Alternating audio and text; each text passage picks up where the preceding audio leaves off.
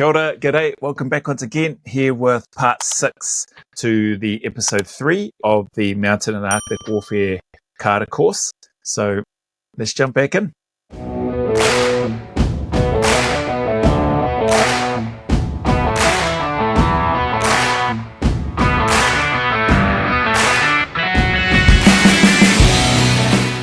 You've got a long way to go yet.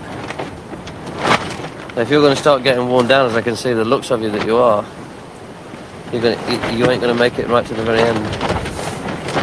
Yeah? But the end is in sight. Camp is to be struck tomorrow.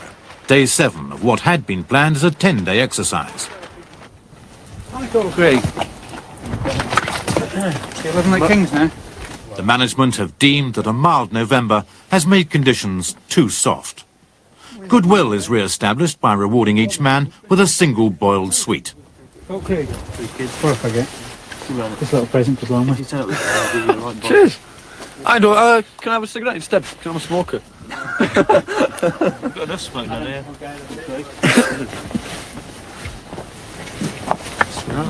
Cheers. That's good, mate. I can't ask for much more, can I? And the sight of a happy matlock.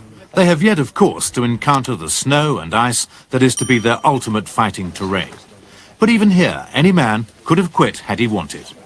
Did that ever occur to Corporal Craig's group? Earlier in the week we were, because we'd heard about the other groups catching stacks of game, and we wasn't catching so at all. The first 3 days, personally myself, I was all ready for wrapping my hand in, throwing the towel in. I don't know how these two felt, but I was threaders. We weren't catching anything, and I didn't see how I could stand another 7, 8 or 9 days of it. I was really fed up. I think if it had carried on for a few more days, then yeah, I'd have probably thought about wrapping my hand in. But as soon as we got the vegetables, then things changed, and the morale did pick up a bit. Because on Friday you saw the demonstrations, and then it looks very good because you see all the meat and all the vegetables and all things you can eat. Man, where's that guy from? He doesn't sound like he's from the UK. Dutch or something, maybe? I don't know. German? Who knows? If somebody knows that accent, then you can drop it in the comments.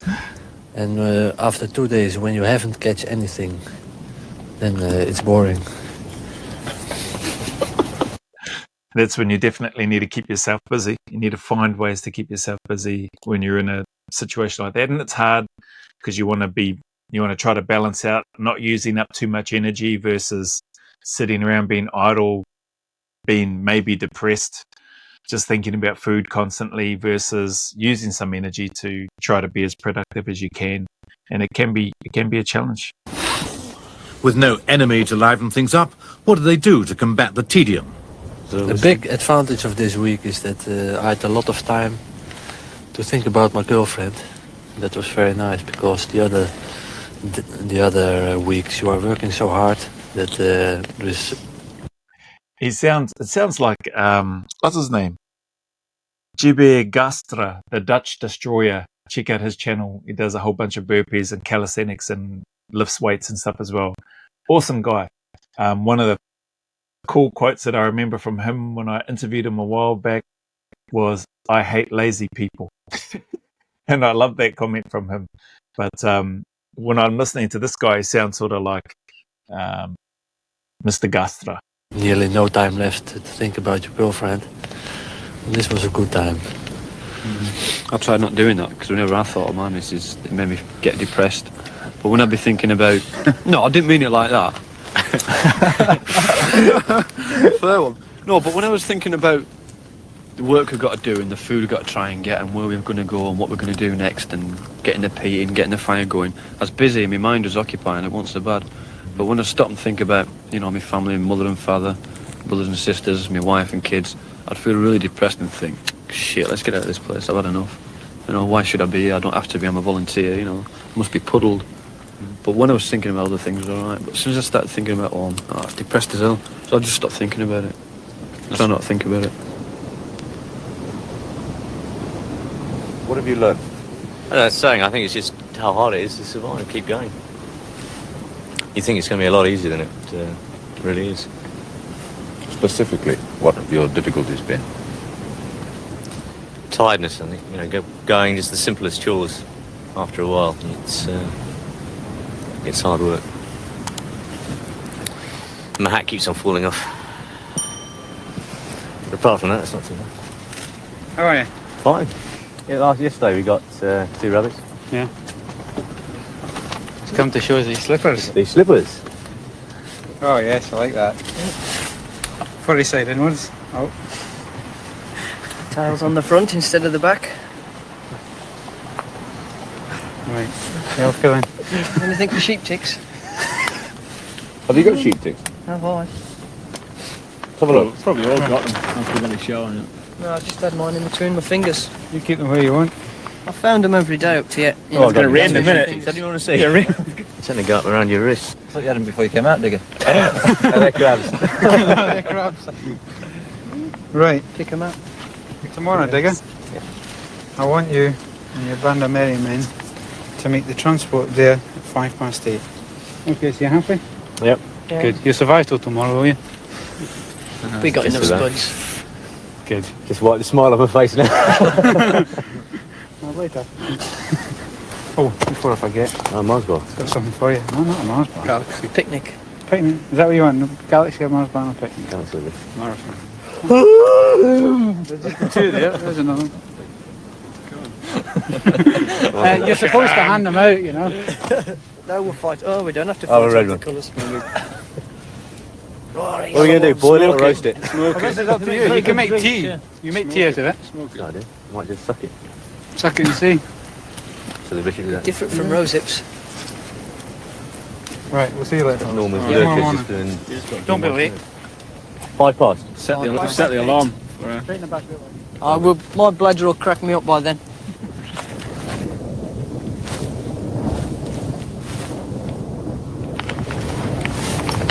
Where's the wood here? Right, good job you left it intact. You will be just down from this house, around there, at 8:10 tomorrow morning to be picked up. Right? That's what I want you, at 8:10 tomorrow morning. Right. We're going to need that rabbit, don't we? Well, that's up to you. Right, make sure this lot is taken down and put back where you got it. Yeah. And I want the whole area cleared of all this rubbish. I don't want to see that you're here at all. I'll be around to check it after you've gone. Okay, George. Okay, any questions? Yeah, is Salt McLean about? No, what's up? No, he's promising you a sweet next time you come. Oh, I've got them for you. Oh, you got one, George? Yeah. Super. You've been looking forward to this? Yeah. I've been waiting for my sweet. Even did he call him George? Calling the staff, you know, just all these aspects. Again, awesome course. Looks like an awesome course. And we're only early days into this reaction with regards to only being up to part 3 or nearing the end of part 3. But yeah, you just would not ever be calling the staff on an SAS selection or cycle by their first name or joking around like this. Yeah, I remember even on the combat survival in NZ and Australia, we weren't joking around with the instructors, or very, very rarely we weren't really having informal, I'll call these informal, casual conversations with the directing staff. just a different environment. Still great courses. This is an awesome course from what I can see, but just different. The objectives, I guess, are different. It's one for each. Yeah, I'll give Jono his. Okay. That's it. No questions on that? No. Happy with what you got to do? Yeah, 8 o'clock tomorrow morning. 8 o'clock. Completely cleared. Yeah, Okay. no probs. Right. I'll see you later. Bye. It would be an invidious question to ask you whether you're pleased with that news.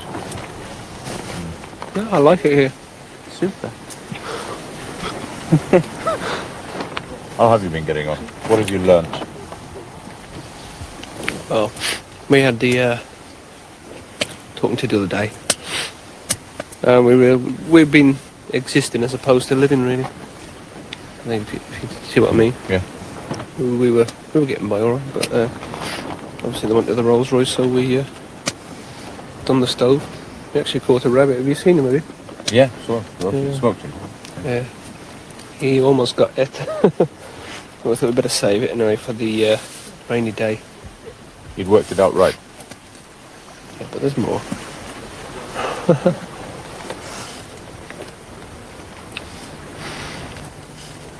What have you learnt this week? Well, learn to snare. You know, catching game and that. I don't know. It's little things that you find out about yourself. You just, you know, you either hack it or you don't. I mean, I had no problems. It's been okay. Little things you found out about yourself, such as? Whether you want to pass the course or not. I mean, I want to pass the course, so, I mean, you put up with this. You get bored. You know, you don't think you get bored, but you do. It is a bit boring. One of the other groups, one of the people in the other groups, said they, on the third day, thought very seriously about wrapping their hand in. Did that ever cross your mind? No, I've never thought about rapping. You know, I just sort of look at this as part of it. I mean, I know there's a lot more at the end of the tunnel, like, you know, there's a lot more good things. You're bound to get some bad. I mean, it wouldn't be worth doing if it was easy, would it, really? I mean, there's got to be a challenge to it. I love his attitude and his comments there that he's shared and things that he's learnt about himself, but it sounds like he already knew from the outset, like he wants to pass this course. And I think more than that, you know, just my assumption, listening to him, I think he wants to serve in this role as a mountain leader for as and when that time comes. And no doubt it's probably come. If he makes it through, I hope he does. Hope they all do. But that's just listening to him, that's the difference. Typically, you know, people that just want to be there and are willing to put up with whatever it is that's thrown at them. They know, like I knew, everybody else that was in the unit has been through this path, has been through and endured these things. They've had to find a way. And whatever that way was for them, I think by and large, most of the people that I know anyway, came down to the fact that they wanted to serve in those units more than anything else. And when you've got that as your drive and it's bigger than anything else in terms of what people think others want to join the unit for, or what some others do actually want to think that they want to join the unit for popularity or whatever, or for this recognition of other people, typically those ones come up short. Those that have got a bigger reason is the easiest way I can describe it. Something that's, you know, bigger than themselves. That's the term that gets used. They're typically the ones that are still there in the end because they're not seeking those other accolades or whatever, for want of a better term. They're just seeking to serve in that unit and be surrounded by and work with people that they feel like they can trust, and they want to be trusted by them to do the job.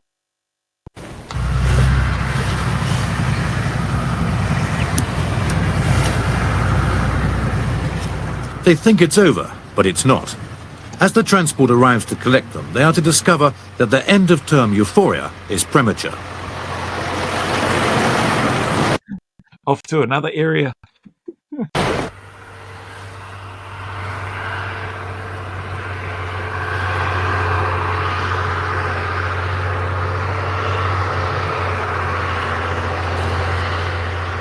What should have been a welcome sight is suddenly transformed into something almost sinister.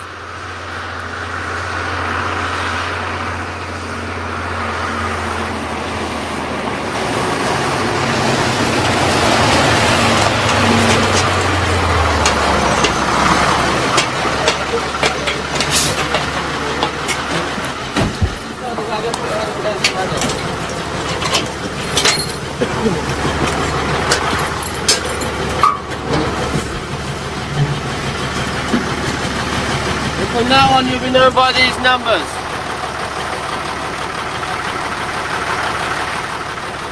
Abruptly, they are deprived even of their names and become mere ciphers.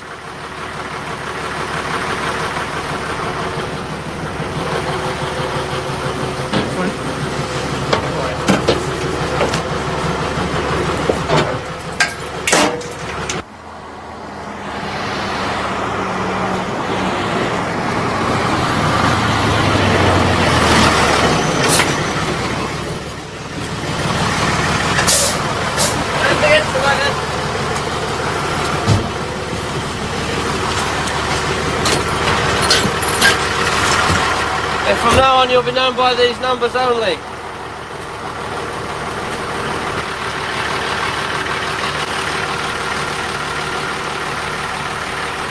Great stuff there.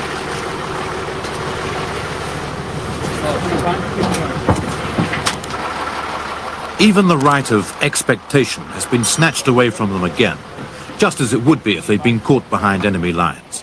It increases their apprehension.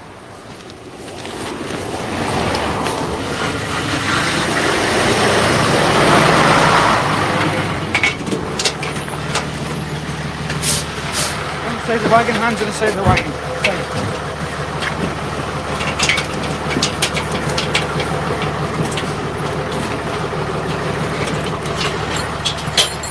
You'll now be given a number, you'll be known by that number from now on.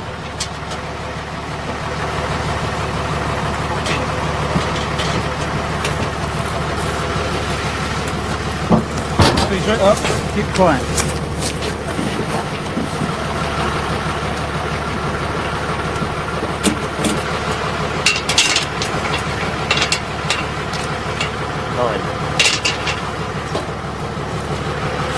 He's up, keep quiet. He's right up.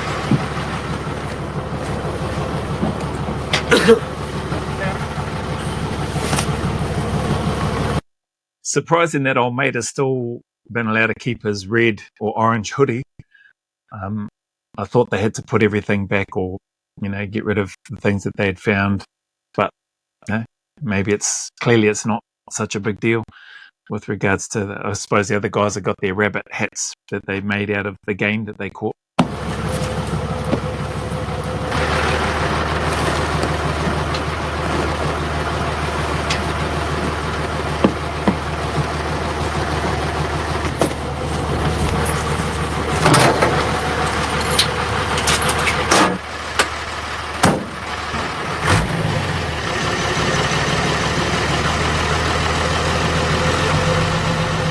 There are certain aspects of the training as well as the operations of Britain's Special Forces units which may not be publicised. We were not permitted to film what happened next, a decision determined by the Official Secrets Act. Nice. Awesome. That's cool. Next week, back on the mainland, we are governed by no such constraints. There is much more a behind-the-lines fighter has yet to learn.